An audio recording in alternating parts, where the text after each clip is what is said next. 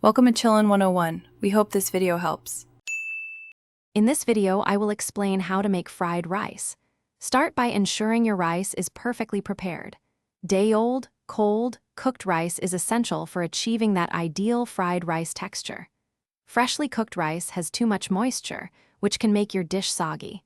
Gently fluff the rice to separate the grains, making it easier to fry evenly. This simple step sets the foundation for a truly delicious meal. Next, gather all your ingredients. Think about your favorite protein, like chicken or shrimp, and a colorful mix of vegetables such as peas, carrots, and onions. Crucially, heat your wok or large skillet to a very high temperature. This is vital for achieving that signature wok-high flavor. Add about 1 to 2 tablespoons of a high smoke point oil, like peanut or canola, ensuring it's shimmering hot. Now for the frying.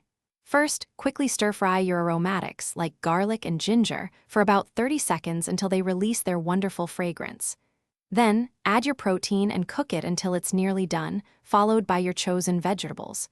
Once those are tender crisp, push everything to one side of the wok. In the empty space, quickly scramble 2 eggs until just set, then mix them into the other ingredients. Finally, it's time to bring it all together. Add your cold rice to the wok, breaking up any clumps with your spatula. Pour in about 2 to 3 tablespoons of soy sauce, a dash of sesame oil, and a pinch of white pepper for that authentic taste.